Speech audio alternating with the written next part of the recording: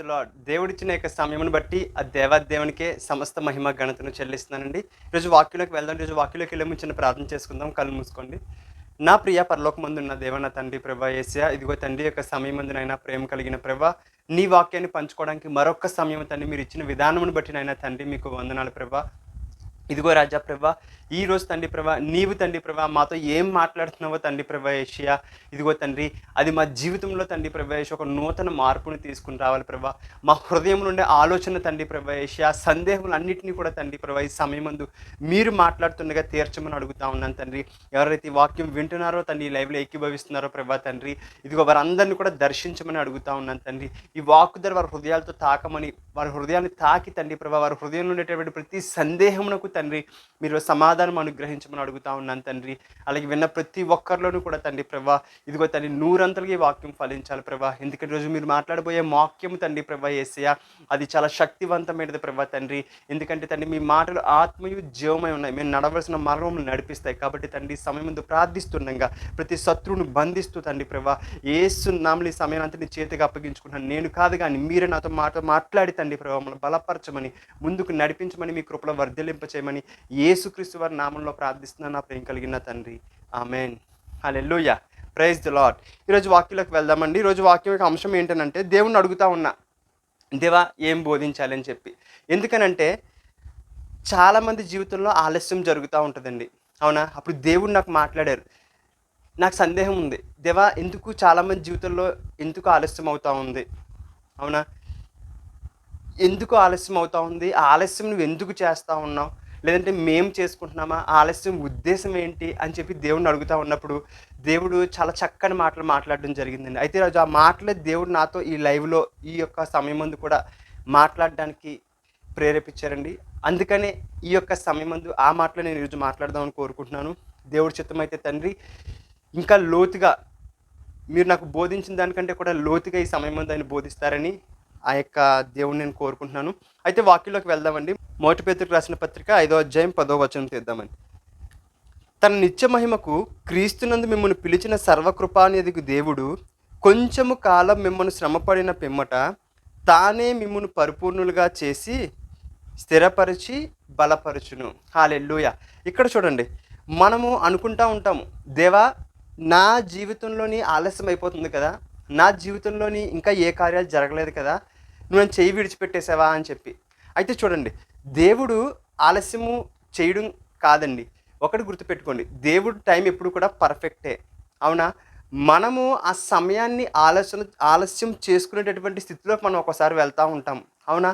అయితే ఈరోజు మనం చూద్దామండి, దేవుడు ఒకవేళ ఆలస్యం చేయడు, ఒకవేళ మన జీవితంలో ఆ ఆశీర్వాదం రావడం కొరకు ఆయన ఆలస్యాన్ని ఎలౌ చేస్తారు. అంటే మనము చేసుకున్నప్పటికీ కూడా మన ఫీలింగ్లు ఎలా అంటే అది ఆలస్యము, ఆయన ఫీలింగ్లు ఎలా అంటే అది ఆలస్యం కాదు, అవునా? ఆయన ఉద్దేశంలో అది ఆలస్యం కాదు, మన ఉద్దేశంలో అది ఆలస్యము, అవునా? ఎందుకనంటే ఈరోజు చూడండి, ఎగ్జాంపుల్కి నేను మా పిల్లలకో ఎవరికో వాళ్ళు ఏదో నన్ను చాక్లెట్ ఏదో అడిగారు అనుకోండి, నేను కొనిస్తాను అని అంటాను. కొని ఇచ్చిన దానికి వాళ్ళు అడిగిన దానికి మధ్యలో గ్యాప్ ఉంటుంది కదా, ఈ గ్యాప్ని మనము ఆలస్యం అనుకుంటూ ఉంటాము, అవునా? అయితే చూడండి, దేవుడు మాత్రము ఆలస్యం కాదు, నేను ఆలస్యం చేయను. నేను కొంత సమయం తీసుకుని తీసుకుని వచ్చి ఇస్తాను, అవునా? ఇంటెన్షనల్లీ నేను ఆలస్యం చేయను. అలాగే ఇక్కడ దేవుడు చెప్తా ఉన్నాడు ఏంటనంటే, నేను ఇంటెన్షనల్లీ ఆలస్యం చెయ్యట్లేదు. ఆలస్యం దేని కొరకనంటే నిన్ను సిద్ధపరచటానికే, అవునా? ఇక్కడ చూద్దాం ఈరోజు దేవుడు మనకి ఎందుకు ఆలస్యం చేయడానికి ఎలౌ చేస్తూ ఉన్నాడు, ఆ ఆలస్యంలో మనము ఏం చెయ్యాలి, అవునా? ఇప్పుడు చూడండి, ఎగ్జాంపుల్కి చిన్న మాట చెప్తా. యేసుక్రీస్తు ప్రభువారు ఒక వాగ్దానం చేశారంట, దేవుని చేత వాగ్దానం చేయబడి ఉందంట. ఏంటి? ఆయన చనిపోయి తిరిగి లేచిన తర్వాత పరలోకానికి వెళ్ళటానికి ముందు, పరలోకానికి వెళ్ళిపోయే ముందు శిష్యులు అందరితో మాట్లాడతారు, మీరు యెరూషలేములోనే ఉండండి, తండ్రి చేత వాగ్దానం చేయబడిన ఆత్మ ఏదైతే ఉందో ఆ ఆత్మ కొరకు మీరు కనిపెట్టండి అని చెప్తారు, అవునా? మనము చూస్తాం అక్కడ దేవుడు వెయిట్ చేయమని చెప్తా ఉన్నాడు, అంటే ఆగమని చెప్తా ఉన్నాడు, కొంత ఆలస్యం చేసి కొంత సమయం ఇస్తూ ఉన్నాడు. దాని ఆలస్యం అని కాదు కానీ సమయం కింద తీసుకోవాలి, అవునా? ఎందుకు ఏం చేయమని చెప్తా ఉన్నాడు అక్కడ వారిని? మీరు కనిపెట్టండి. అయితే ఈ కనిపెట్టడంలో వారు ఏం చేస్తున్నారు అనేది మనం గమనించాలండి, అవునా? కనిపెట్టడం అంటే ఖాళీగా కూర్చోవడం కాదు, అవునా? ఇప్పుడు చూడండి, దేవుడు ఇక్కడ ఉన్న అనేకులకి, ఈరోజు వాక్యం వింటున్న వారికి దేవుడు అనేకమైన వాగ్దానాలు ఇచ్చి ఉండొచ్చు. అనేకమైన ఆశీర్వాదాలు ఇచ్చి ఉండొచ్చు, అవునా? లేదంటే అనేకమైన ప్రవచనాలు ఇచ్చి ఉండొచ్చు, దర్శనాలు ఇచ్చి ఉండవచ్చు. అయితే గుర్తుపెట్టుకోండి, ఆ యొక్క దర్శనం నెరవేరటానికి దేవుడు కొంత సమయాన్ని తీసుకుంటాడండి, అవునా? కొంత సమయాన్ని తీసుకుంటాడు. ఈరోజు మనం వాక్యంలోకి వెళ్తున్న కొద్దీ మనకు అర్థమవుతుంది ఎందుకు దేవుడు సమయాన్ని తీసుకుంటున్నాడు, అవునా? ఈ సమయం తీసుకున్న ఈ సమయంలో మనల్ని ఏం చేయమంటున్నాడు, ఆయన ఏం చేస్తాడు, అవునా? దేవుడు నీకు ఇవ్వాలనుకుంటే ఇప్పుడే ఇవ్వచ్చు. కానీ ఆ ఇచ్చేది నువ్వు సరిగ్గా హ్యాండిల్ చేయకపోతే అది నీకు నష్టాన్ని తీసుకురావచ్చు, అవునా? నేను చిన్నప్పుడు మా తండ్రి గారిని బండి అడిగాను అనుకోండి, నేను నడపలేని స్థితిలో బండి అడిగితే ఆయన నాకు ఇస్తారా? ఇవ్వరు. ఎప్పటి వరకు ఇవ్వరు? నేను అది నేర్చుకుని సక్సెస్ఫుల్‌గా నడిపేంత వరకు కూడా నాకు ఇవ్వరు, అవునా? కొంత సమయాన్ని తీసుకుంటారు. దేనికి? నన్ను దానికి సిద్ధపరుస్తారు, అవునా? దేవుడు నీకిచ్చే వాగ్దానానికి, లేదంటే నువ్వు ఒక అనారోగ్యంతో బాధపడతా ఉన్నావు, ఒక సమస్యతో నువ్వు బాధపడతా ఉన్నావు, దేవుడు నీకు స్వస్థతనివ్వాలి, అవునా?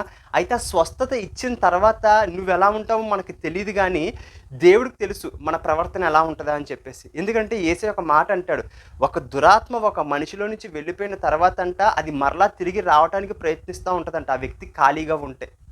ఆ వ్యక్తిలోంచి ఆ సమస్య పోయిన తర్వాత ఆ వ్యక్తి ఆత్మలో ఎదగట్లేదనుకోండి, ఆ వ్యక్తిలోనికి మరలా అది రావడానికి ప్రయత్నిస్తూ ఉంటది. ఆ సమస్య కాకుండా ఇంకా ఎక్కువ సమస్యలు తేవడానికి ప్రయత్నిస్తూ ఉంటదని చెప్పి దేవుడు అంటాడు. అందుకే దేవుడు ఏం చేస్తాడంట, మొదట మనల్ని ఆత్మలో వర్ధిల్లింప చేసి, స్పిరిచ్యువల్‌గా డెవలప్ చేసి, అప్పుడు మనకి ఇవ్వాల్సినవి ఇస్తాడంట. అప్పుడు ఏమవుతది, మన విధానం ఎలా ఉంటది, నెక్స్ట్ టైమ్ మనం ఆ శత్రువు వచ్చినప్పుడు మనం అందులో పడిపోము, అవునా? దేవుడు అందుకు సమయాన్ని తీసుకుంటాడు.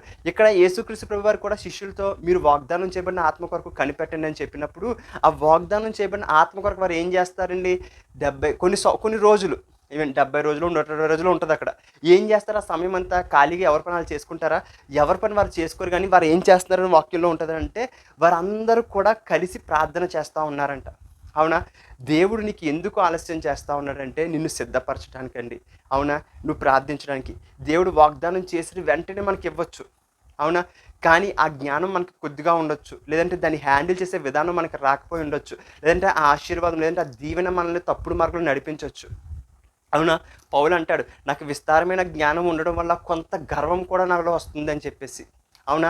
చూడండి, అంటే చూడండి, పౌలు హ్యాండిల్ చేసుకున్నాడు. ఆత్మలో వర్ధిల్లుతూ హ్యాండిల్ చేసుకొని తన శరీరాన్ని నలగొట్టుకుంటూ దేవునితో సమాధాన స్థితిలో ఎప్పుడూ ఉంటా ఉన్నాడు. గర్వానికి వెళ్ళిపోలేదు, పడిపోలేదు, అవునా?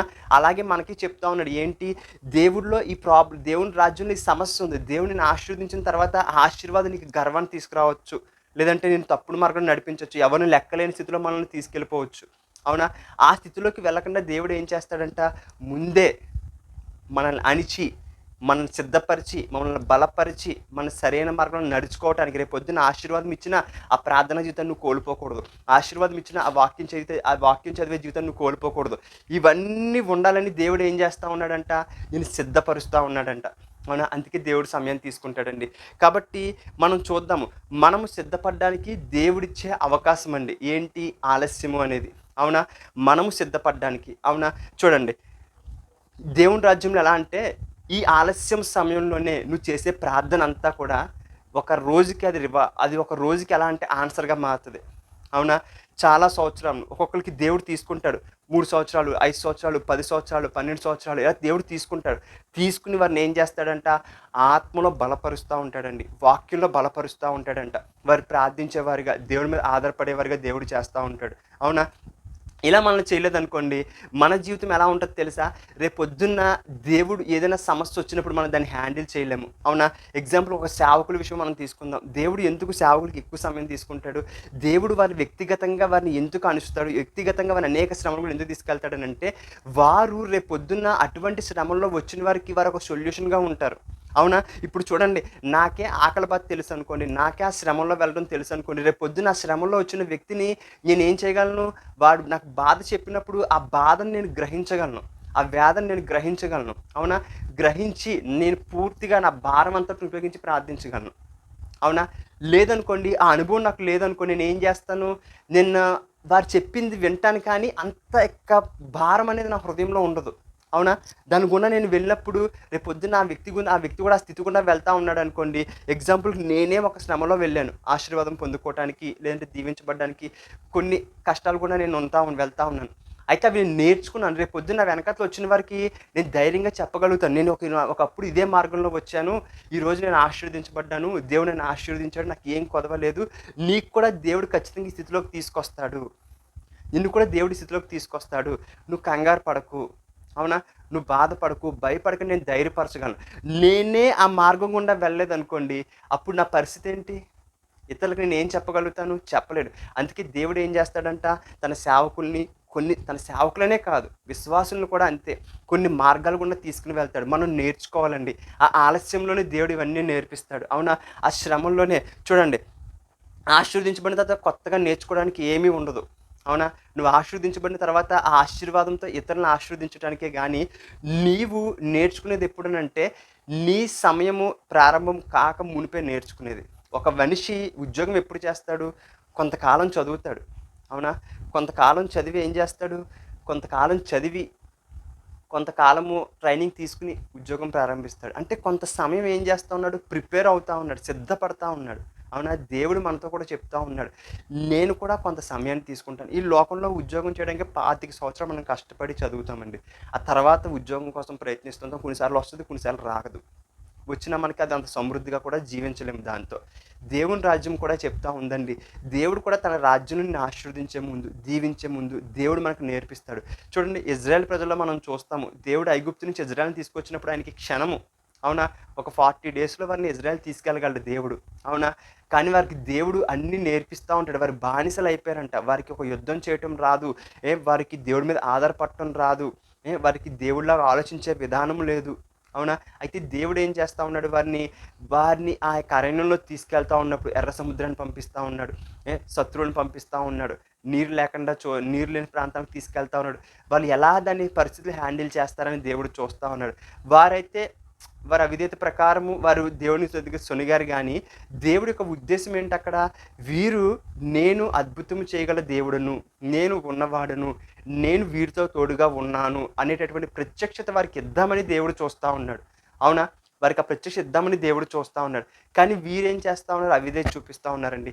దేవుడు వారికి ఏం చేద్దాం అనుకుంటున్నాడు? ఆ కానాన్‌లోకి వెళ్ళేటప్పుడు, ఆ కానాన్‌లో ఎదుర్కోబోయే శత్రువులకి ఇక్కడి నుంచే ట్రైనింగ్ ఇద్దామని దేవుడు చూస్తా ఉన్నాడు.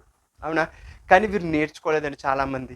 ఆ విశ్వాసంతో చూడండి, దేవుడు ఏది యుద్ధాలది ఫిజికల్‌గా చేయమని అంటలేదు గానీ, మొత్తం అంతా కూడా మనల్ని మన ఆత్మలో ఎదిగించాలని చూస్తున్నాడు. వారిని విశ్వాసంలో బలపరిస్తే చాలు. కాలేబు, యెహోషువ మాత్రమే విశ్వాసంతో మాట్లాడతారు. మిగిలిన వాళ్ళందరూ కూడా శరీరీతిగా చూస్తారు సమస్యని. దేవుడి ఉద్దేశ్యం ఏంటి?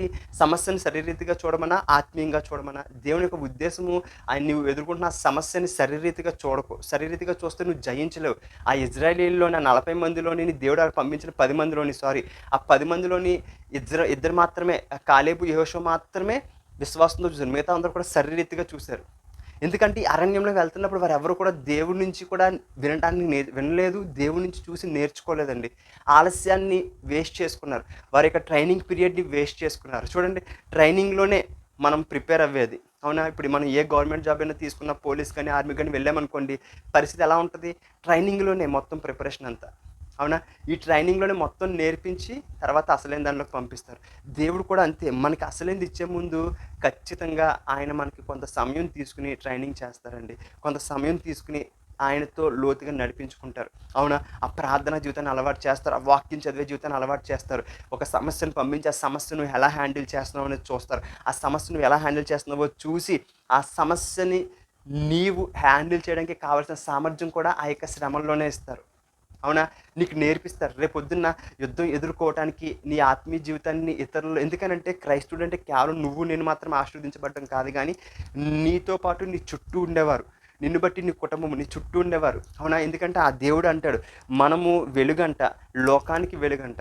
అవునా? ఇతరులకి మనం ఉపయోగపడేవారుగా ఉంటామంట. ఇతరులకు మనం దీవెనకరంగా ఉంటామంట. ఇతరులకు మనం ఆశీర్వాదకరంగా ఉంటామంట. కాబట్టి దేవుడు ఏం చేస్తాడు? మనల్ని ఎదిగిస్తాడండి. ఆత్మలో వర్ధిల్లింప చేస్తాడు. ఎందుకంటే నీకు నువ్వే కాదంట. నీవు ఇతరులకి వెలుగు కాబట్టి, నువ్వు ఇతరుల కొరకు కాబట్టి. అవునా? అబ్రహాం ఆశీర్వాదం శిలువలో దేవుడు మనకి ఎందుకు ఇచ్చాడనంటే, మనము ఇతరులకు ఆశీర్వాదంగా ఉండడమే అబ్రహాం యొక్క ఆశీర్వాదము. అవునా? మనం ఇతరులకి దీవెనకరంగా ఉండడమే దేవుని యొక్క చిత్తం. అందుకే ఆయన స్పష్టంగా చెప్తాడు, నేను లోకానికి వెలుగు. అయితే ఇప్పుడు మీరు నా యందు విశ్వాసం ఉంచారు కాబట్టి, ఇప్పుడు మీరు లోకానికి వెలుగని చెప్తా ఉన్నాడు. మీరు లోకానికి ఉప్పు అని చెప్తా ఉన్నాడు దేవుడు. అంటే ఏంటి? మనము ఇతరులకి వెలుగు. ఇతరులు చీకట్లో ఉన్నవారికి మనం వెలుగుగా ఉన్నామంట. మనం మన వెలుగును చూపించాలంట వారికి. అవునా? మరి ఆ చీకటి సమస్యతో వస్తున్నప్పుడు మనము ఆల్రెడీ ఈ చీకటి గుండా మనం వెళ్ళి, ఆ బాధల గుండా మనం వెళ్ళి, మనం తీసుకునే ఈ ట్రైనింగ్ అంతా కూడా రేపొద్దున్న వారికి ఉపయోగపడటానికే. దేవుని నామ మహిమార్థమే ఉపయోగించడానికే. అవునా? ఆ ఇజ్రాయేల్ ప్రజలు ఎలాగైతే అవిధేయతతో వారి యొక్క తన సమయాన్ని అంతటిని వృధా చేసుకున్నారండి. అవునా? వారు ఆ సమయాన్ని వృధా చేసుకోవడం వల్ల ఆ సమస్య వచ్చినప్పుడు మెయిన్ ఆశీర్వాదంలోకి వెళ్ళేటప్పుడు వారు దాన్ని వెళ్ళగలిగారా? వెళ్ళలేకపోయారా? ఎవరు వెళ్ళలేకపోయారు. ఎవరు వెళ్ళగలిగారు? ఆ కాలేబు, యెహోషువ మాత్రమే. వారు మాత్రమే ఆ దేవునితో ఆ యొక్క ట్రైనింగ్ పీరియడ్‌లో నేర్చుకున్నారు. దేవుడితో సహవాసం చేశారు. దేవునిలో ఎదిగారు. ఏమైందక్కడ? వారు మాత్రమే ఆ యొక్క ప్రాంతానికి వెళ్ళినప్పుడు విశ్వాసంతో చూసి దేవుని కృపను బట్టి ఆ శత్రువుని జయించారు. అలాగే సేమ్ టైమ్ ఇజ్రాయెల్ యొక్క ఆ తరం అంతా పోయి ఆ నెక్స్ట్ తరము అక్కడికి వెళ్ళడం జరిగింది. అవునా? కాబట్టి దేవుడు మనతో కూడా మాట్లాడుతున్నాడు. ఏంటి? ప్రస్తుతము నిన్ను పంపిస్తున్న ఆ యొక్క వేలో నువ్వు ఉంటున్న ఆ యొక్క ఇబ్బందుల్లో, ఆ యొక్క బాధల్లో దేవుడు అంటున్నాడు, "నేను చెయ్యి విడవలేదు. నిన్ను సిద్ధపరుస్తున్నానని" దేవుడు చెప్తా ఉన్నాడు. అవునా? నేను ఇంత ప్రార్థన చేస్తున్నాను ఇంకా నా జీవితంలో ఎందుకు జరగలేదని మనం అనుకోకూడదంట. దేవుడు చెప్తా ఉన్నాడు, "దేవా ఈ సమయంలో నేను ఏం చేయాలి" అని చెప్పి. అవునా? దేవుడు చెప్తా ఉన్నాడు, "ఈ సమయంలో నేను ఎలా నడుచుకోవాలి? నేను ఇంకా కనిపెట్టాలా?" అవునా? బైబిల్ చక్కగా చెప్తా ఉంటుందండి మనకి. అవునా? శ్రమల్లో, ఓర్పులో నువ్వు ఎలా ఉండాలంట? నిరీక్షణ. అవునా? నిరీక్షణ గలవారే ఏ శ్రమలయందు. అవునా? ఎలాంటి నిరీక్షణ గలవారే శ్రమలయందు ఓపికతో, ప్రార్థనయందు పట్టుదల కలిగి మనం ఉండాలంట. అవునా? అంటే దేవుడు చెప్తున్నాడు. ఏమి వెంటనే ఇచ్చేయొచ్చు కదా వారికి పరిశుద్ధాత్ముడిని. వారిని ఎందుకు ఆ యొక్క ప్రాంతంలో మీరు కొంతకాలం కనిపెట్టండి అని చెప్పి ఆలస్యం చేస్తున్నాడు దేవుడు. వారు ఏం చేస్తున్నారు ఆలస్యంలో? ప్రార్థన చేస్తా ఉన్నారు. అవునా? దేవా నువ్వు వాగ్దానం చేశావు కదా! ఆత్మని మాకు దయచేయి అని చెప్పేసి. అవునా? వారు 70 రోజులకో, 120 రోజులకో సంథింగ్ ఉంటది. అప్పుడు ఏం చేస్తారు? వారందరూ కూడా ఆత్మను పొందుకుంటారు. దేవుడు వాగ్దానం చేసింది ఖచ్చితంగా మన జీవితంలో జరుగుతది. అందులో నో డౌట్ అండి. కానీ ఆ వాగ్దానం చేసిన దానికి మనం పొందుకోవడానికి దేవుడు సిద్ధపరిచే విధానమే ప్రార్థనండి. అవునా? ఆ సమయంలో మనం ఎందుకు దేవుడు మనల్ని నడిపిస్తా ఉన్నాడంటే, నీకెందుకు ఆ సమయాన్ని దేవుడు ఆలస్యం చేస్తున్నాడంటే, నువ్వు గ్రహించుకోవాలి. ఇది ప్రార్థనా సమయము. అవునా? అంతేగాని ఆ సమయాన్ని అంతటిని నువ్వు వేస్ట్ చేసుకోకూడదు. నాకు ఆలస్యం అవుతుంది కదా! దేవుడు తగిన సమయంలో చేస్తాడులే అని లైట్ తీసుకోకూడదు. నువ్వేం చేయాలి? ప్రార్థన చేయాలి. శిష్యులు ఏం చేస్తున్నారంటే ఆ ఆత్మను పొందుకోవడానికి దేవుడు వాగ్దానం ఇచ్చాడు. ఆల్రెడీ చనిపోయాడు. ఆయన చనిపోయి తిరిగి లేచి వాగ్దానం ఇచ్చిన ఆత్మ కొరకు ఎదురు చూడమని ఆయన పరలోకానికి వెళ్ళిపోతా ఉన్నారు. కానీ ఇక్కడ వీళ్ళని ఏం చేయమన్నాడు? కనిపెట్టమంటున్నారు. కనిపెట్టడం అంటే వారి ఉద్దేశ్యం ఏంటి? అక్కడ దేవుని ఉద్దేశ్యం ఏంటి? ప్రార్థించండి. ప్రార్థించండి. మీరు ఈ వాగ్దానం కొరకు ప్రార్థించండి. అలాగే దేవుడు మన జీవితంలో కూడా అనేకమైన వాగ్దానాలు, అనేకమైన దర్శనాలు. నేను ఇలా చేస్తాను, నేను ఇలా వాడుకుంటాను, నీకు ఇది ఇస్తానని దేవుడు చెప్పాడు. అయితే నువ్వు చేయాల్సింది ఏంటనంటే, దాని విషయమే నువ్వు ఫోకస్ పెట్టాలంట. దాని విషయమే నువ్వు ప్రార్థించాలంట. దాని విషయమే నేను దేవుడు సిద్ధపరుద్దామని కోరుకుంటా ఉన్నాడు. పరిశుద్ధాత్మ వారికి ఇచ్చే ముందు వారిని కొంత సమయం ముందు ప్రార్థించేలా చేశాడు దేవుడు. వారికి 120 డేస్‌లోనో లేదంటే 70 డేస్‌లోనో వారికి ఏం అలవాటయిపోయింది? ప్రార్థన అనేది అలవాటయిపోయింది. వారికి అది అలవాటయిపోవడం వల్ల రేపొద్దున పరిశుద్ధాత్మను పట్టుకొని కూడా వారు ఏం చేస్తారు? ప్రార్థిస్తారు. అదే శిష్యులు మనం చూస్తాం. ఆ ఆత్మ వచ్చిన తర్వాత, వారు ఆ ప్రార్థన చేసిన తర్వాత ఆత్మ వారి మీదకొస్తది. ఆ సమయంలో పేతురు చాలామంది 5,000 మంది వరకు దాదాపు ఆత్మను రక్షిస్తాడు. తర్వాత ఒక సమస్యొస్తది. ఆ సమస్య వచ్చినప్పుడు వారు అపోస్తులు వాక్యమంతా ప్రకటిస్తున్నారు అంతా బానే ఉంటది. ఆ ప్రాంతంలో పరిపాలించే ఆ యొక్క రాజు ఏమంటాడు? మీరు యేసు గురించి ఎవరికీ చెప్పొద్దంటాడు. ఒక సమస్యొస్తది. వారేం జేస్తారు? మరలా ప్రార్థిస్తారు. మరలా ఆత్మశక్తి వస్తది. వాళ్ళకి అర్థమైపోయింది. ప్రార్థిస్తున్న కొలిది మేము శక్తిమంతులవుతా ఉన్నామని. దేవుడు వారికి ఆలస్యం చేసిందే వారి ప్రార్థనలో ఎదగాలని. వారి ప్రార్థన మీద ఆధారపడాలని. అదే శిష్యులు మనం చూస్తా ఉంటాం అపోస్తుల్లో. వారు ఇంక ఎడతెగక ప్రార్థన చేస్తా ఉన్నారంట. వారు ఆ యొక్క అవకాశాన్ని కూడా వారు విడిచిపెట్టుకోవడానికి ఇష్టపడట్లే. అంటే దేవుడు చెప్తా ఉన్నాడు ఏంటి మనతోని? నీ ఆలస్యంలో నువ్వు చేసేదే రేపొద్దున్న నువ్వు ఆశీర్వదించబడిన అంటే నీ టైంకి ఒక టైం అపాయింట్ చేస్తాడు దేవుడు నీకు. ఆ టైంలోకి నువ్వు వెళ్ళే ముందు అది నీ జీవితంలో నెరవేరేది. అవునా? ఈ యొక్క ట్రైనింగ్ పీరియడ్‌లో నువ్వు ఎంత నేర్చుకుంటున్నావో అదే రేపొద్దున ఉపయోగపడుతది. దేవుడు నీకు ఒక 5 సంవత్సరాలో, 10 సంవత్సరాలో ఎంతో పెట్టేసుంటాడు. ఆ సమయంలో నువ్వు నేర్చుకోవాల్సింది నేర్చేసుకోవాలి. ఒక్కొక్కసారి దేవుడు కృపగల దేవుడు. నువ్వేం నేర్చుకోలేదనుకోండి, ఆ సమయాన్ని కొంచెం పెంచి నువ్వు నేర్చుకోవటానికి నిన్ను ప్రేరేపిస్తా ఉంటాడు. నువ్వు అర్థం చేసుకోవాలి, గ్రహించుకోవాలి. నువ్వు నేర్చుకుంటలేదనుకోండి, నీ సమయం వృధా అయిపోతా ఉంది. కాబట్టి మనం గుర్తుపెట్టుకోవాలండి. దేవుడు నీకు ఆలస్యం చేస్తున్నాడు అని ఫీలింగ్ అవుతున్నావంటే, అది దేవుడు చేయడం కాదు గానీ, నీకిచ్చిన మంచి అవకాశము. మనం ఆలస్యాన్ని బాధగా తీసుకోకూడదు. ఒక మంచి అవకాశంగా తీసుకోవాలని దేవుడు చెప్తా ఉన్నాడు. ఎందుకు అనంటే, ఆ ఆలస్యంలో మాత్రమే నువ్వు సిద్ధపడగలుగుతావు. సిద్ధపడిపోయిన తర్వాత ఇప్పుడు చూడండి దేవుడు నీకిది చేస్తాను. నేను ఎగ్జామ్‌లో నిన్ను వాడుకుంటానని చెప్పాడు. వాడుకోవడానికి ముందు దేవుడు ఏం చేస్తాడు? నువ్వు వాక్యం నేర్చుకోవాలి. ప్రార్థన మీద ఆధారపడాలి, దేవుని మీద ఆధారపడాలి, విశ్వాసంతో ఉండాలి, ఓపికతో ఉండాలి. అవునా? ఫలాలు ఫలించాలి, వరాలతో నింపబడాలి, అభిషేకించబడాలి. ఇవన్నీ నీకు కావాలి. కానీ చెప్పిన 2 రోజుల నుంచో వాడుకుంటున్నాడు అనుకోండి, నీవు ఆ తర్వాత నేర్చుకోవడానికి అవకాశం ఉండదు. అవునా? దేవుడు చెప్పిన 2 రోజులు కొంత సమయం ప్రిపేర్ చేస్తాడండి. వాడుకున్నప్పుడు చిన్న చిన్నగా వాడుకుంటాడు కానీ, అంత పరిపూర్ణంగా మనల్ని వాడుకోడు. ఎందుకనంటే, ఆ సమయాన్ని మనం సిద్ధపరుస్తాడు. సిద్ధపాటు లేకుండా ఏది జరగదండి. యేసుక్రీస్తు ప్రభువారు వచ్చిందే ఆయన పని నిమిత్తము. అవునా? అయినప్పటికీ దేవుడు వారిని ఆయన ఎన్ని సంవత్సరాలు సిద్ధపరుస్తాడు? 30 సంవత్సరాలు సిద్ధపరుస్తాడు. 30 సంవత్సరాలు సిద్ధపరిచిన తర్వాత ఆయన పరిచర్య చేయడానికి అవకాశం ఇస్తాడు దేవుడు. ఎందుకు? దేవుడు కొంత సమయం సిద్ధపరుస్తున్నాడు. ఆయన అంత సమయం సిద్ధపరచబడ్డారు కాబట్టే ఆయన 3.5 సంవత్సరాల్లో ఆయన కార్యం ఆయన క్లియర్ చేసేయగలిగారు, జయించగలిగారు. ఆయన పని ఆయన కంప్లీట్ చేయగలిగారు. సిద్ధపాటు లేకపోతే కష్టమండి. సిద్ధపాటు కష్టం, మనకి ఖచ్చితంగా కావాలి. అవునా? మనం ఎంత పెద్ద బిల్డింగ్స్ అవి చూస్తూ ఉంటాం. అవన్నీ కూడా చూడండి, అండర్ గ్రౌండ్ పునాది ఉంటుంది. అవునా? అవి ఉండడం వల్లే అవి అంత స్ట్రాంగ్గా ఉంటాయి. పెద్ద పెద్ద చెట్లకు కూడా చాలా లోతైన వేర్లు ఉంటాయి. వేరు ఎంత లోతుగా ఉంటే పైన ఉండేటటువంటి ఆ యొక్క చెట్టు అంత బలంగా ఉంటుంది. మన జీవితం కూడా అంతే.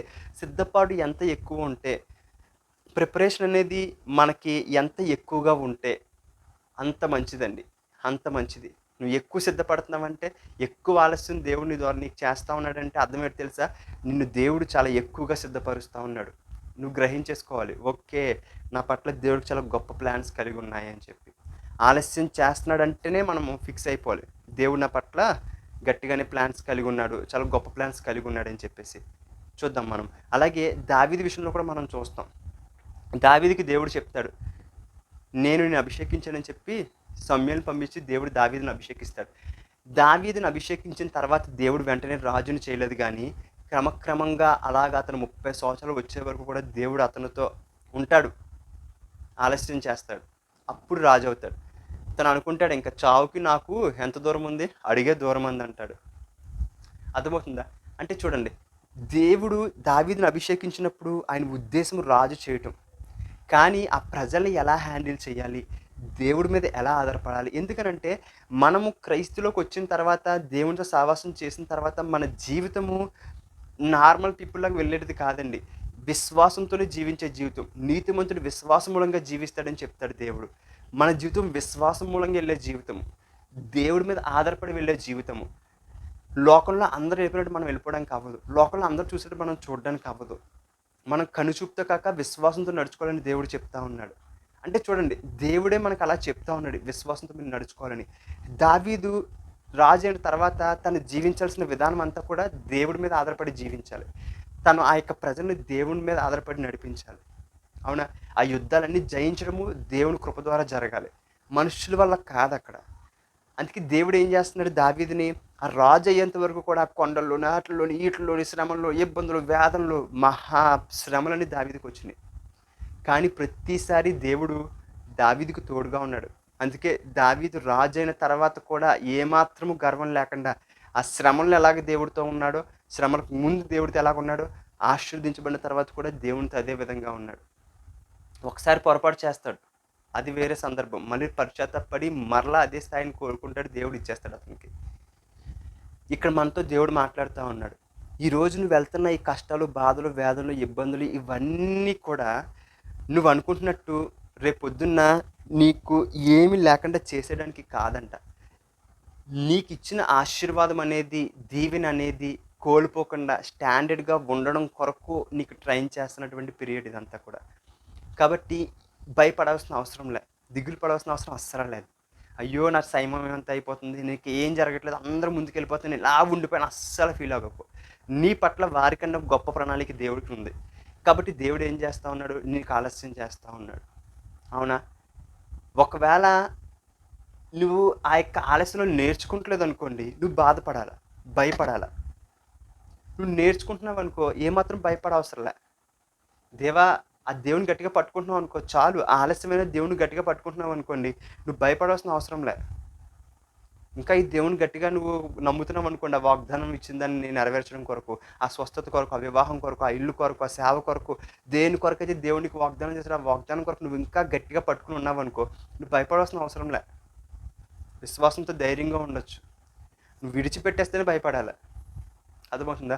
నువ్వు విడిచిపెట్టేస్తేనే భయపడాలి. ఎందుకనంటే దేవుడు వాగ్దానం చేసిన తర్వాత ఆయన నెరవేర్చుకుని ఉన్నాడు. ఆయన నీ భవిష్యత్తు చూసే నిన్ను వాగ్దానం చేస్తున్నాడు. అవునా? ఆయన ఆది నుంచి అంతవరకు అంతా తెలుసంట. ఆ వాగ్దానం ఇచ్చింది కూడా నీ ప్రెజెంట్ ఉన్న స్థితిని చూసి కాదు గానీ, నీ ఫ్యూచర్‌ని చూసి ఆయన వాగ్దానం ఇస్తాడు. కాబట్టి ఆ వాగ్దానం మనకి ప్రెజెంట్ ఉన్న సిట్యుయేషన్‌కి చాలా వ్యత్యాసం కనిపిస్తా ఉంటది. మనం అనుకుంటాం, నాకు ఈ వాగ్దానానికి ఏంటి ఇంత వ్యత్యాసం ఉందని చెప్పి. అది నీ ఫ్యూచర్. ప్రెజెంట్ చాలా బాధాకరంగా, వేదనకరంగా, ఇబ్బందికరంగా, అవిధేయత జీవితం కూడా ఒక్కోసారి వెళ్తా ఉంటది. పాపంలో కూడా జీవిస్తా ఉంటాం మనం ట్రైనింగ్ పీరియడ్‌లో. కానీ దేవుడు చెప్తా ఉన్నాడు, ఈ సమయమంతా కూడా నేను నిన్ను సిద్ధపరచటానికే. కాబట్టి ఆలస్యం చేసుకోవద్దండి. మనమే ఆలస్యం చేసుకుంటాం. ఎలాగా? ఆ సిద్ధపడకపోతే మనం ఆలస్యం చేసుకుంటాం. దేవుడు నీకు ఒక టైం అనేది ఫిక్స్ చేస్తాడు. మనం సిద్ధపడకపోతే ఆ సమయం అనేది పెరుగుకుంటా వెళ్తా ఉంటది. మనం సిద్ధపడాలి. ఎలా సిద్ధపడాలి అంటారేమో, మొట్టమొదటిగా చెప్తా, ప్రార్థనలో ఉండి.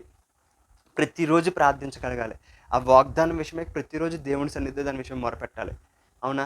మొరపెట్టినప్పుడు దేవుడు నీకు దాన్ని ఎలా నెరవేరుస్తాడు, ఏ సమయానికి నెరవేరుస్తాడు, అది నెరవేర్చే విధానము, దానికి కావలసిన సోర్సు అంతా కూడా నీకు ప్రార్థనలో దేవుడు బయలుపరుస్తాడు. ఆ ప్రార్థిస్తా ఉంటే నిన్ను నడిపిస్తా ఉంటాడు దేవుడు. బైబిల్‌లో చక్కని మాట ఉంటది. తన ప్రజలంట ఆయనకి ప్రార్థిస్తా ఉంటే ఆయన చక్కగా మంచి మంచి మార్గంలో ఆయన వారిని నడిపిస్తా ఉన్నాడంట.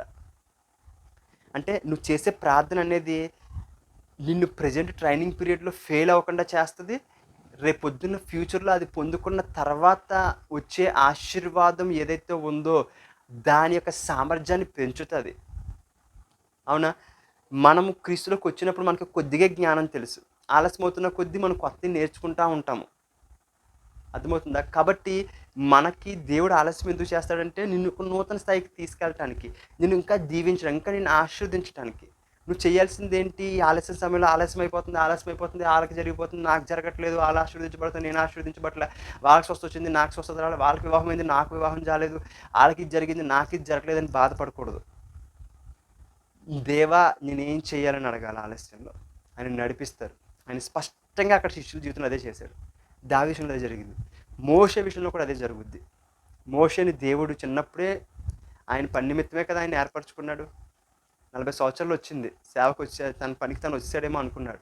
కానీ మోషేకు ఉండేటటువంటి బలహీనతలు ఏమైతే ఉన్నాయో, ఆ బలహీనతలు తగ్గించాలని దేవుడు, అవునా? ఆ యొక్క జ్ఞానము, విస్తారమైన జ్ఞానము అవన్నీ తగ్గించాలని దేవుడు ఏం చేస్తాడు, ఇంకొక 40 సంవత్సరాలు ఆలస్యం చేశాడు. కానీ చివరికి వాగ్దానం చేసింది వాడుకున్నాడు. మోషేకి చాలా కోపం ఎక్కువ. ఏం చేస్తాడు, సహోదరుని మీద ఒక యుద్ధం వస్తే అతను వెనక్కి ఒక గుద్దు గుద్ది చంపేస్తాడు. అయితే దేవుడు ఏం చేశాడు, ఇంకా నీ సమయం ఇది కాదు, ఇంకా నువ్వు నేను చెప్పిన మాట ప్రకారం నువ్వు నడుచుకునే స్థితిలో నువ్వు లేవు అనేటటువంటి స్థితిలో ఏం చేస్తాడు దేవుడు, తను ఇంకొక 40 సంవత్సరాలు ఆలస్యం చేసి తనకున్న టాలెంట్స్ అన్నీ పోయి ఇంకా జీరో స్థితికి వచ్చిన తర్వాత దేవుడు బయటికి రా అంటాడు మోషేని. అప్పుడు మోషే పరిస్థితి ఏంటి, దేవుడు ఏం చెప్తే అది. ఒక రాజు స్థితిలోకి వెళ్ళిపోయి సకల విద్యలు అభ్యసించి, ఫరో కుమారుడు అంటే ఎలా ఉంటాడు, ఫరో అన్ని రంగాల్లోనే అతన్ని ట్రైనింగ్ చేస్తాడు. కానీ ఆ ట్రైనింగ్ అంతా కూడా దేవుడికి ఉపయోగం లేదంట. దేవుడి దగ్గర కొంత సమయం నేర్చుకున్నాడు ఆ కష్టాలు గుండా. ఎందుకంటే మోషే నేర్చుకుందంతా కూడా ట్రైనింగ్ ఫరో దగ్గర అంత సుఖంతోనే నేర్చుకున్నాడు, ఏ కష్టము లేదు. అలాగని కష్టాల్లోనే దేవుడు నేర్పిస్తాడని అన్న, కానీ కొన్ని కొన్నిసార్లు ఆశీర్వాదం ఉన్నవారిని కూడా దేవుడు నేర్పిస్తాడు. కానీ మోషేని ఏం చేశాడు దేవుడు, ఆ యొక్క సమస్యల్లో ఆ 40 ఇయర్స్ మోషే అంత జ్ఞానం వచ్చింది, అంత తెలివి వచ్చింది, అంత స్కిల్స్ ఉన్నాయి. కానీ దేవుడు ఏం చేశాడు, తన కోపంతో తన సహోదరుని మీద ఒకడు ఇబ్బంది పెడతానని గుద్దిసి చంపేస్తాడు. దేవుడు ఏం చేస్తాడు, ఇంకొక 40 ఇయర్స్ ఆలస్యం చేస్తూ ఉంటాడు. ఎందుకు, తన సామర్థ్యం ఉపయోగించకూడదు. దేవుడు చెప్పినట్టు మోషే చేయాలి. రేపు పొద్దున్న ఇజ్రాయెల్ తీసుకెళ్ళినప్పుడు తన ఇష్టానుసారంగా తీసుకెళ్ళకూడదు కదా, దేవుడు చెప్పినట్టు తీసుకెళ్ళాలి. దేవుడు ఏం చేస్తాడు, ఇంకొక 40 ఇయర్స్ తనకున్న జ్ఞానాన్ని అంతా తగ్గించేసి, కనీసం మోషే దేవుడు పిలిచినప్పుడు అంటాడు, నాకు నోటి మాట కూడా సరిగా లేదయ్యా అంటాడు. సకల విద్యలు అభ్యసించిన మోషే అంత రాజు యొక్క ఫరో దగ్గర కుమారుడి కింద ఉన్నటువంటి మోషే బెబ్బెబ్బే అంటాడంట. అంటే మాట కూడా మాట్లాడలేకపోతా ఉన్నాడు. దేవునిది నా నోటు మాట సరిగా లేదంటాడు. అంటే చూడండి, ఎంత టాలెంట్ ఉన్న వ్యక్తి ఎంత స్థాయికి వచ్చేసాడు. ఎందుకు అంటే మోషే దేవుడు చెప్పినట్టు వినాలి. రేపొద్దున ఈ ఇజ్రాయెల్ ప్రజలందరిని తీసుకెళ్తున్నప్పుడు, నాకు ఈ మార్గం తెలుసు దేవా, నేను ఇలా తీసుకెళ్తాను, నేను ఇలా చేస్తాను, తనకున్న నాలెడ్జ్‌ని ఉపయోగిస్తే అక్కడ దేవుని చిత్తం నెరవేరదు. అందుకని దేవుడు ఏం చేస్తా ఉన్నాడు, అణిచి కొంత సమయం అరణ్యంలో ట్రైనింగ్ చేస్తా ఉన్నాడు. అప్పుడు మోషే ఎంప్టీ అయిపోయాడు. ఇప్పుడు మోషేని దేవుడు నడిపిస్తున్నాడు. మోషే ఇప్పుడు ఏం చెప్తే అది. కానీ మోషే దేవుడిని విడవలేదండి. అవునా? మోషే దేవుడిని విడవలేదు. దేవుడు చెప్పిన మాట విన్నాడు. అందుకని దేవుడు మోషే మిక్కిలి నా ఇల్లంతట్లో కూడా నమ్మకమైన వాడంట, సాత్వికుడంట. అంటే అర్థమవుతుందా? దేవుడు మనతో కూడా మాట్లాడుతూ ఉన్నాడు. ఏంటి? నేను నిన్ను ట్రైన్ చేస్తున్నాను. ఎందుకు అంటే ఫ్యూచర్ కోసం. నువ్వు ఇతరులకు ఆశీర్వాదంగా ఉండడం కోసం. ప్రజెంట్ ఉన్న సమస్యలు చూసి, బాధలు చూసి, వేదనలు చూసి నీకు ఇది జరగలేదని చెప్పి, నువ్వు అనుకున్నది జరగలేదని చెప్పి, కోల్పోయావని చెప్పి నువ్వు బాధపడకు. అవన్నీ కూడా రేపొద్దున్న నీకు వచ్చేస్తాయి. నువ్వు ఏదైతే కోల్పోయావో అదంతా నీకు వచ్చేస్తాయి. బ్రదరు, నాకు మరి ఇంతలా సమస్యలు ఉన్నాయి కదా, నేను ఈ ఏజ్లో పొందుకుంటే ఈ ఆశీర్వాదం ఉపయోగము, ఇది కాకుండా నేను పొందుకుంటే ఏం ప్రయోజనం నువ్వు అంటున్నాము. అటువంటి వారి కొరకు దేవుడి వాక్యంలో ఒక చక్కని మాట్లాడదు. ఒకసారి అది కూడా చదువుదాం. యెషయా 40 అధ్యాయం తీద్దాము. యెషయా 40 అధ్యాయము. యెషయా గ్రంథము 40 అధ్యాయము 31వ వచనము. యెహోవా కొరకు ఎదురుచూచువారు నూతన బలము పొందుదురు. వారు పక్షిరాజు వలె రెక్కలు చాపి పైకి ఎగురుదురు. అలయక పరిగెత్తుదురు, సొమ్మసిల్లక నడిచిపోదురు. హల్లెలూయా. ఏంటనంట, ఇంకా ఈ దేవుని నమ్ముకొని ఉంటే, ఈ ట్రైనింగ్లో కూడా నువ్వు ఆలస్యం చేస్తున్నప్పటికీ ఇంకా నువ్వు దేవుని స్టిల్ వెయిట్ చేస్తూ ఉంటే, ఓకే, అందరూ నీ ఏజ్లో ఉన్నవారు అన్నీ అనుభవిస్తూ ఉన్నారు, నీకే అనుభవం లేదు. ఈ ఆలస్యంలో నీ చుట్టుపక్కల ఉన్నది దీవించబడుతున్నారు, నీకేం జరగట్లే అనుకుంటూ ఉంటావు. ఇంకా నాకు ఏజ్ అయిపోయాక ఇస్తే ఏం ప్రయోజనం, అవసరానికి ఇవ్వకుండా అనవసరమైన టైంలో ఇస్తే ఏం ప్రయోజనం అనుకుంటున్నామేమో. కానీ దేవుడు నీతోనే మాట్లాడుతున్నాడు. యెహోవా కొరకు ఎదురు చూసేవారు నూతన బలం పొందుతారంట. అబ్రహాము, సారా కూడా అనుకుని ఉండొచ్చు, ఈ సమయంలో ఇస్తే పిల్లలు మేము పెంచుతాము బాగుంటుంది అని చెప్పేసి. కానీ అక్కడ బైబిల్లో ఉంది, అబ్రహాం వృద్ధుడు అయిపోయారంట. అవునా? పిల్లలు కనేటటువంటి స్థితిని కూడా కోల్పోయారంట. అంటే చూడండి, దేవుడు కొరకు ఎదురు చూస్తూ ఉన్నారు. దేవుడు చెప్తా ఉన్నాడు, ఇంకా ఎదురు చూస్తూ ఉన్నారు. కొన్నిసార్లు పడినప్పటికి కూడా తనకున్న కొద్ది విశ్వాసం ఉపయోగిస్తూ దేవుడి కొరకు ఎదురు చూస్తూ ఉన్నాడు. దేవుడు ఏం చేశాడు? అబ్రహాంకి, సారాకి ఆ పిల్లోని పెంచి పెద్ద చేసేంత వరకు కూడా అబ్రహాంకి ఏం చేస్తాడు? దేవుడు ఆ బలాన్ని కొనసాగిస్తూనే ఉంటాడు. ఇంకా వేరే పెళ్లి చేసుకుని ఇంకా వేరే పిల్లలకు అన్నాడని కూడా చెప్పి బైబిల్లో ఉంటుంది. అంటే చూడండి, ఆలస్యం అయిపోయినప్పటికీ కూడా దేవుడు ఏం చేస్తూ ఉన్నాడు? ఆ సామర్థ్యాన్ని పెంచుతూ ఉన్నాడు. నీ సామర్థ్యాన్ని, ఈరోజు నీకు ఇవ్వాల్సిన డబ్బులు ఇప్పుడుంటే నువ్వు చక్కగా మంచి ఇల్లు కొనుక్కుని సంతోషంగా హ్యాపీగా జీవితమేమో. కానీ దేవుడు చెప్తా ఉన్నాడు, నీకు ఈరోజు ఇవ్వలేదు, ఇది నీ సమయము, ట్రైనింగ్ సమయము. దేవుడు విస్తారంగా 50 సంవత్సరాలు 60 సంవత్సరాలు ట్రైనింగ్ చేయడండి. ఆయన మహా అయితే 10, 12, 15 అంత మించి ఎక్కువ చేయరు. ఆ సమయంలో కూడా మనము ఇంకా త్వరగా ఎక్కువ సిద్ధపడితే ఆ యొక్క రుచిని ముందే ఇవ్వచ్చు, ముందే నేర్పించవచ్చు. ఆశీర్వాదం, రాబోయే ఆశీర్వాదంలో ఉన్నటువంటి కొన్ని మేలులు మనకి ఈ ట్రైనింగ్ పీరియడ్లో కూడా దేవుడు ఇస్తాడు, చూపిస్తాడు, మన విశ్వాసాన్ని బలపరుస్తాడు. ఎందుకు? మనం పరలోక రాజ్యంలోకి వెళ్తాం రేపు, చనిపోయి తిరిగి హెవెన్కి వెళ్ళిపోతాం మనం. అవునా? కానీ దాని రుచిని ఇప్పుడు ఆల్రెడీ దేవుడు మనకి ఇస్తున్నాడా ఇవ్వట్లేదా? పరలోకంలో ఉండే సంతోషం మనకి ఇప్పుడు ఇస్తున్నాడా ఇవ్వట్లేదా? ఇస్తున్నాడు. పరలోకంలో ఉండేటటువంటి ఆశీర్వాదం మనకి ఇప్పుడు ఇస్తూ ఉన్నారు. మనం ఇప్పుడు ఎప్పుడో పరలోకంలో చనిపోయి తిరిగి లేచిన తర్వాత క్రీస్తుతో కూర్చొని పెట్టబడతాం. కానీ ఇప్పుడు ఆల్రెడీ మనము దేవుడి వాక్యం సెలవిస్తూ నువ్వు క్రీస్తుతో పాటు కూర్చున్నావు అని చెప్పి, నీ చిత్తం పరలోకం మీద అన్నట్టు భూమి మీద నెరవేర్చమని దేవుడు చెప్తా ఉన్నాడు, ప్రార్థించమని. అంటే ఏంటి? రాబోయేదని దేవుడు ఇవ్వడానికి సిద్ధంగా ఉన్నాడు. అలాగే నీ ఆశీర్వాదము ఆలస్యం చేస్తున్నప్పుడు ఇంకా అప్పటి వరకు ఏముండదా, ఇంతనే నా పరిస్థితి నువ్వు అనుకోవద్దు. దాని యొక్క ప్రభావం నీకు ఇప్పుడు కనిపిస్తుంది. దేవుడు ఏది చూపించకుండా చేయడండి, చిన్న చిన్నగా నీకు చూపిస్తాడు అసలైంది ఇచ్చే ముందు. అర్థమవుతుందా? ఇప్పుడు చిన్న చిన్నగా నేను వాడుకుంటున్నాడంటే అర్థం ఏంటి? రేపు పొద్దున్న ఫ్యూచర్లో నేను గలంగా వాడుకోబోతున్నాడు దేవుడు. చిన్న చిన్నగా నీకు డబ్బులు ఇస్తున్నాడు అంటే నీకు ఏ లోటు లేదంటే అర్థం ఏంటి? రేపు పొద్దున్న అసలైంది రాబోతుంది. దీంతో నువ్వు ఆగిపోకు, నువ్వు ఇంకా ఎక్కువగా ఎదుగని దేవుడు చెప్తా ఉన్నాడు. ఇప్పుడు చిన్న చిన్న వాటికి దేవుడు నేను స్వస్థపరుస్తూ ఉన్నాడు, నువ్వు ప్రార్థిస్తే ఇతరులకు స్వస్థత ఇస్తూ ఉన్నాడు. ఏంటి అర్థము? రేపు పొద్దున్న ఇతరులకు నువ్వు ఎటువంటి సమస్య వచ్చినా ప్రార్థిస్తే విడుదల చేద్దామని దేవుడు దానికి సూచనగా ఇప్పుడు జరిగిస్తూ ఉన్నాడు. కాబట్టి ట్రైనింగ్ సమయంలో దేవుడు దూరంగా అవ్వకూడదండి. ఇంకా ట్రైనింగ్ పీరియడ్ అంటేనే, ఆలస్యం చేస్తాడు అంటేనే, ఆశీర్వాదంలో ఉన్నా లేకపోయినా కన్నా ట్రైనింగ్ పీరియడ్లో ఖచ్చితంగా దేవుడితో ఉండాలి. అలాగని ఆశీర్వాదం వచ్చిన ఉండకూడదని నా ఉద్దేశం కాదు. అంతకంటే శ్రేష్టంగా దేవుడికి అతుక్కుపోవాలి. ఆ తర్వాత నువ్వు ఇంక జీవించేదే దేవునితో. దాన్ని నేను వ్యతిరేకంగా అంటలే. ఆశీర్వాదం వచ్చిన తర్వాత మనం జీవించాలి, ఖచ్చితంగా మనం జీవించాలి. అలా జీవించడానికి పునాదే ఈ ట్రైనింగ్ పీరియడ్, ఈ యొక్క సిద్ధపాటు సమయము. ఈ సమయమే మనం దేవుడికి దూరంగా ఉంటే రేపు పొద్దున్న ఆశీర్వదించబడిన తర్వాత అది మనల్ని తప్పు మార్గంలోకి నడిపిస్తుంది. అందుకే నీ జీవితంలో ఆలస్యం గానీ, అంతకు మించి ఏదో దేవుడు నిన్ను శిక్షించాలని ఆయన ఉద్దేశం కాదు. ఇక్కడ చక్కగా మాట్లాడుతున్నారండి. ఎక్కడ మొదటి పేతురుకు రాసిన పత్రిక 5వ అధ్యాయం 10వ వచనంలోను. ఒకసారి తీద్దాము.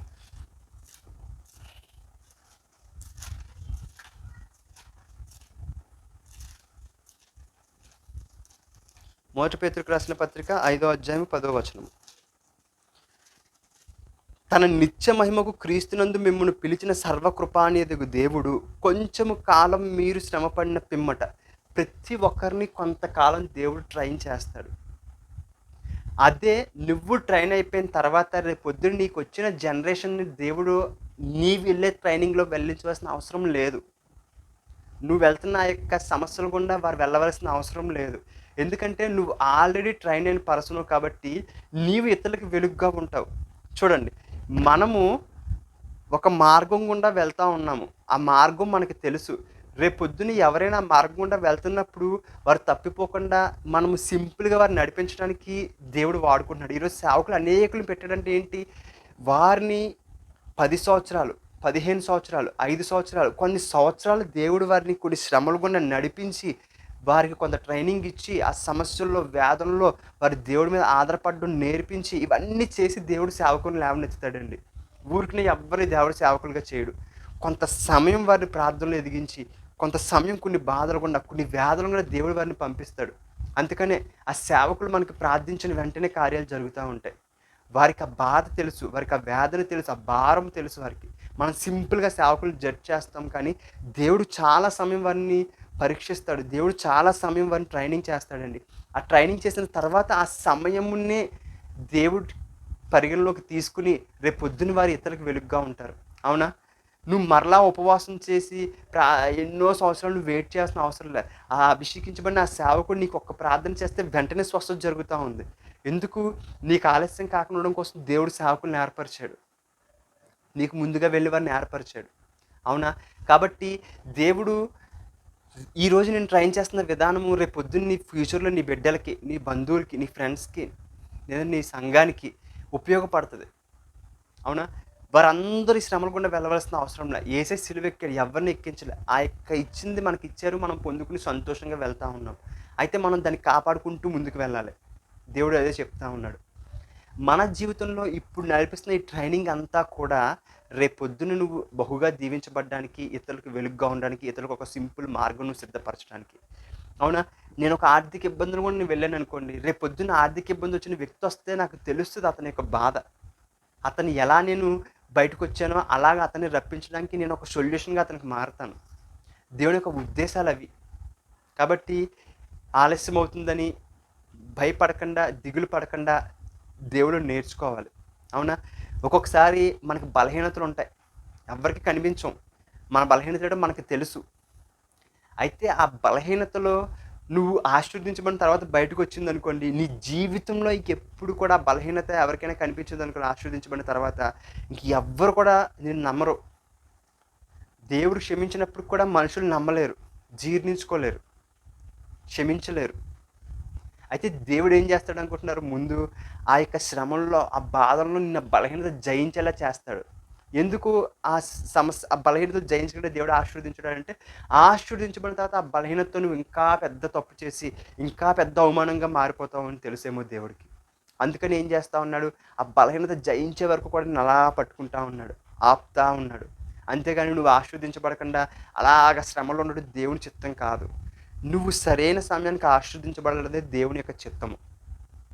అది మనము వెళ్ళకుండా ఒక్కొక్కసారి మనకు మనమే చేసుకుంటాం, సమయాన్ని వృధా చేసుకుని. బైబిల్లో చక్కని మాట ఉంటుంది, దినములు చెడ్డవి గనుక సమయాన్ని దుర్వినియోగపరుచుకొనక జ్ఞానుల వల్లే అజ్ఞానుల వల్లే ఉండకుండా జ్ఞానుల వల్లే ఉండి ఏం చేయాలంట? సమయాన్ని సద్వినియోగపరుచుకోవాలంట. అంటే అర్థం ఏంటి? ఆ సమయంలో నువ్వు చేయాల్సింది చేసేయి, రావాల్సిన సమయంలో వచ్చేస్తుంది. సిద్ధపడితే చూడండి, మనం భూమి మీద దేనైనా చూస్తాం, ప్రిపరేషన్ లేకుండా ఏది ఫ్రూట్ రాదు. ప్రతిదానికి కొంత సమయం పడుతుంది. ఏది సమయం లేకుండా రాలే. నీ ఆశీర్వాదం కూడా అంతే. దేవుడు కొంత సమయానికి ఇస్తాడు. ఆ సమయం దేవుడు చేతకాక ఆలస్యం చేయట్లేదు, కానీ అది నేను సిద్ధపరచడానికి, ఆ ఆశీర్వాదంలో నిలకడగా ఉండటానికి, ఆశీర్వాదం ఇంకా అత్యధికంగా అవ్వటానికి. దేవుడు ఏం చేస్తున్నాడు? నేను సిద్ధపరుస్తూ ఉన్నాడు. బైబిల్‌లో ఒక చక్కని మాట ఉంటుంది. ఇదే పేతురుకి రాసిన పత్రిక 2 పేతురు మొదటి అధ్యాయము 2, 3 వచనాలు చూద్దాం. తన మహిమను బట్టియు గుణాతిశయమును బట్టియు మనలను పిలిచిన వాని గూర్చిన అనుభవ జ్ఞానము మూలముగా ఆయన దైవశక్తి అంట జీవమునకును భక్తికిని కావలసిన వాటి అన్నిటినీ మనకు దయచేయుచున్నందున దేవుని గూర్చినట్టు మన ప్రభువైన యేసుక్రీస్తు గూర్చినట్టునైనా అనుభవ జ్ఞానం వల్ల మీకు కృపయు సమాధానము విస్తరించును గాక. కృపా సమాధానము ఎలా విస్తరిస్తుందంట? దేవుడు మనం జీవించే జీవితానికి కావాల్సినవి ఎలాగొస్తాయంట? ఆయనతో అనుభవపూర్వకమైన జ్ఞానం వల్ల వస్తాయంట. అర్థమవుతుందా? జ్ఞానం వేరు, అనుభవపూర్వకమైన జ్ఞానం వేరు. జ్ఞానం అంటే నేను ఎవరో ఒకరు ఏదో మనకు చెప్తే మనకి జ్ఞానం ఉంటుంది, ఓకే. కానీ అనుభవపూర్వకమైన జ్ఞానం ఏం చేస్తూ ఉంటుంది? వ్యక్తిగతంగా దేవునితో సావాసం చేయటం వల్ల, దేవుడు నీకు స్వంతంగా నేర్పించడం వల్ల ఏమవుతూ ఉంటుంది? ఆ వ్యక్తిగతమైన జ్ఞానం నీకు వస్తూ ఉంటుంది. ఇప్పుడు నువ్వు ఇంజనీరింగ్ చదవకుండా ఇంజనీర్ అయిన తర్వాత ఇంజనీర్కి అప్పచెప్పిన బాధ్యత ఇంజనీరింగ్ చదవక నీకు అప్పచెప్తే నువ్వేం చేస్తావు? చల్లా చెదురు చేస్తావు. నీ వల్ల ఏం ఉపయోగం ఉండదు. అది చదువుకోవడానికి అప్పగిస్తే ఆ చక్కగా ఎలా ప్లాన్స్ ఇవ్వాలి అలా ప్లాన్స్ ఇస్తూ ఉంటాడు. దేవుడు నీతో చెప్తున్నాడు, అనుభవపూర్వకంగా నువ్వు నేర్చుకుంటే, అనుభవపూర్వకంగా నువ్వు దేవునితో ఉంటే, రేపొద్దున్న నువ్వు జీవించే జీవితంలో ఏముంటుందనంట? సమాధానము, కృప, నువ్వు జీవించే జీవితానికి కావాల్సినవన్నీ దయచేస్తాయంట. చూడండి, అనుభవపూర్వకమైన జ్ఞానం చెప్తున్నాడు దేవుడు. అనుభవపూర్వకమైన జ్ఞానం అంటే ఏంటి? దేవునితో స్వతహాగా నీకు నువ్వుగా సావాసంలో ఉంటూ నేర్చుకునేది. జ్ఞానం కాదు, అనుభవపూర్వకమైన జ్ఞానము. జ్ఞానం కూడా చాలా ఉపయోగపడుతుంది. 50% జ్ఞానం ఉపయోగపడుతుంది అంటే 50% అనుభవపూర్వకమైన జ్ఞానం ఇంకా బాగా ఉపయోగపడుతుంది. జ్ఞానం నీకు మాత్రం ఉపయోగపడవచ్చు, అనుభవపూర్వకమైన జ్ఞానం ఇతరులను నువ్వు తయారు చేయడానికి ఉపయోగపడుతుంది. జ్ఞానం వల్ల ఇతరులు కూడా నువ్వు ఆశీర్వాదంగా ఉండొచ్చు, కానీ ఇతరులను తయారు చేయాలంటే అనుభవపూర్వకమైన జ్ఞానం రావాలి. ఇతరులు ఆ సమస్యలో ఉన్నారంటే వారిని నువ్వు ఎలా బయటకు వచ్చావో ఆ సమస్య గుండా వారు ఉన్నప్పుడు వారికి నువ్వు సులువుగా మార్గం చెప్పి బయటికి రావచ్చు. అవునా? కాబట్టి దేవుడు నీతో మాట్లాడుతూ ఉన్నాడు ఈ సమయం ముందు. ఏంటనంటే, నీకు జరుగుతున్న ఆలస్యంలో నువ్వు చేయాల్సింది ఏంటనంటే, నీవు ఆత్మలో వర్ధిల్లాలి. ఆ వాక్యము ఏదైతే వాగ్దానం చేశారో ఆ వాగ్దానంలో నువ్వు బలపరచబడాలి. అవునా? జరగబోయేవి దేవుడు నీ జీవితంలో ఆ యొక్క సమయంలో చేసి చూపిస్తూ ఉంటారు. అవునా? నీకు కొంత నేర్పిస్తూ ఉంటారు. అవన్నీ నువ్వేం చేయాలి? రేపొద్దున రానున్న రోజుల్లో దాన్ని నువ్వు పర్ఫెక్ట్‌గా హ్యాండిల్ చేయటానికి, అవి నిన్ను హ్యాండిల్ చేయకుండా నీవు దేవుని కృపను బట్టి హ్యాండిల్ అవ్వడానికి అవి ఉపయోగపడతా ఉంటాయి. యోసేపు జీవితంలో కూడా అంతే. చిన్నప్పుడు కల వస్తది. 17 ఇయర్స్, 16 ఇయర్స్ ఉన్నప్పుడు. కానీ 30 ఇయర్స్‌కో, 31 ఇయర్స్‌కో ఎప్పుడుకో ఆ యొక్క దర్శనం నెరవేరుతది. యోసేపు ఆ సమయంలో దేవునితో ఉన్నాడు, విడిచిపెట్టల. దేవుడు వాగ్దానం చేసింది ఖచ్చితంగా జరుగుద్దండి. కానీ ఆయన సమయాన్ని తీసుకుంటాడు. దేవుడితో నడవాలని దేవుడు కోరుకుంటున్నాడు. ఆ యొక్క సమస్యల్లో, బాధల్లో, వేదనలో యోసేపు ఉన్నాడు కాబట్టి ఆ కరువులో ఆ యొక్క బాధ తెలుసు యోసేపుకి. వారి వేదన తెలుసు యోసేపుకి. ఎవరిని తిరస్కరించలే. అన్నతమ్ములు తిరస్కరించినట్టు ఇక్కడ కనబడుతుంది కానీ అన్నతమ్ములు ఆయన తిరస్కరించట్లేదు, కానీ వారందరిని ఇక్కడికి రప్పించుకోవాలి ఆయన దగ్గరికి అనేటటువంటి ఉద్దేశంతో అతను అలా ప్రవర్తిస్తూ ఉన్నాడు. అర్థమవుతుందా? కాబట్టి ఈ ఆలస్యాన్ని చూసి భయపడద్దు, దిగులు పడద్దు అసలు. ఇంకా నన్ను దేవుడు చేయి విడిచిపెట్టేశాడేమో, ఇంకా నన్ను ఇంకా దేవుడు ఏం చేయడేమో, ఈ కార్యం జరిగించడేమో అని అస్సలు అనుకోవద్దు. దేవుడు నీతో మాట్లాడుతున్నారు. ఏంటి? నేను చేస్తాను. ఈ సమయం నీకు నేను ఇచ్చిన అవకాశం ఏంటనంటే నువ్వు సిద్ధపడటానికి, అది పొందుకోవటానికి, అది పొందిన తర్వాత నువ్వు పడిపోకుండా ఉండడం కోసమని దేవుడు ఈ సమయాన్ని ఇస్తాడు. కాబట్టి ఎవరైతే ఈ లైవ్లో చూస్తున్నారో దేవుడు నీకు జరుగుతున్న ప్రతి ఆలస్యం గురించి ఏం చెప్తా ఉన్నారంటే డైరెక్ట్గా నీవు దాని విషయమై ప్రార్థనలో కనిపెట్టు. నీవు దాని విషయమై ఆ వాక్యాన్ని చదువు. ఆ వాగ్దానాన్ని ప్రతిరోజు ధ్యానించు.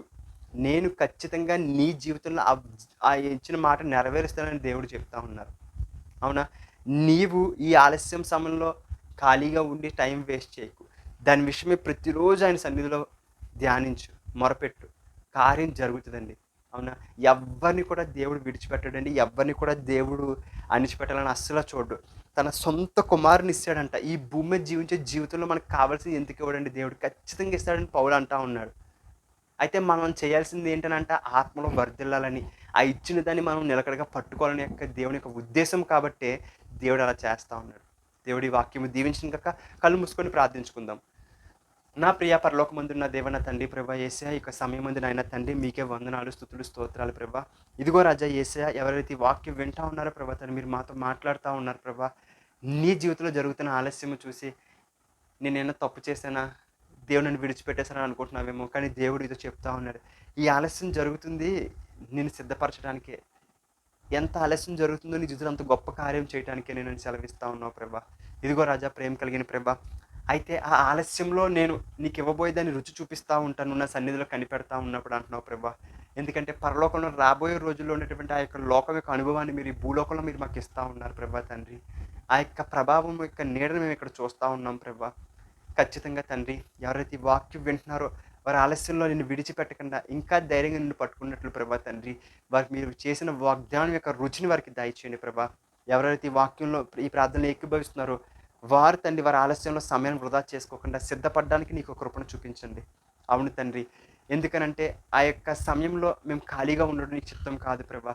సిద్ధపడాలని, అభివృద్ధి చెందాలని, ఆత్మలో వర్ధిల్లాలని నీకు చిత్తం. కాబట్టి ఎవరెవరైతే ఈ ప్రార్థనలు ఏకీభవిస్తున్నారో వారందరి జీవితంలో వాగ్దానం చేసింది ఖచ్చితంగా నెరవేరుతుందని వాగ్దానం చేసావు ప్రభా. ఖచ్చితంగా వారు దాని విషయమై ఏమాత్రం సందేహపడవలసిన అవసరం లేదని సెలవిస్తా ఉన్నావు. ఇదిగో తండ్రి, ఎవరైతే ఈ ప్రార్థనలు ఏకీభవిస్తున్నారో వారందరినీ తాకండి, ముట్టండి, స్వస్థపరచండి. ప్రార్థన ఆత్మను వారి మీదకి విడుదల చేయండి. వాక్యం చదువుతుండగా మీరు మాతో మాట్లాడండి ప్రభా. నీ కృపను, నీ యొక్క శక్తిని, నీ యొక్క ప్రభావాన్ని, నీ ప్రేమను వారికి చూపించండి ప్రభా. నీ కనికరమును వారి పట్ల కుమ్మరించండి ప్రభా. వారి యొక్క వాగ్దానాలన్నీ కూడా వారి జీవితంలో నెరవేరడానికి సహాయం దయచేయండి. ఎవరెవరైతే బలహీనతతో, బంధకాలతో, వేదనతో ఉన్నారో వారిని తాకండి, వాటి నుంచి విడిపించండి. వారి కుటుంబాల్లో వారిని దీవించండి, ఆశీర్వదించండి. మేమందరం కూడా దీవించబడుతూ అనేక మందికి దీవెనకరంగా, ఆశీర్వదించబడుతూ అనేక మందికి ఆశీర్వాదకరంగా మనం చేయమని నాజరేయుడైన యేసుక్రీస్తు వారి నామంలో అడిగి ప్రవచించి ప్రార్థించి వేడుకుంటున్నాను నా ప్రేమ కలిగిన తండ్రి. Amen. Hallelujah. Praise the lord.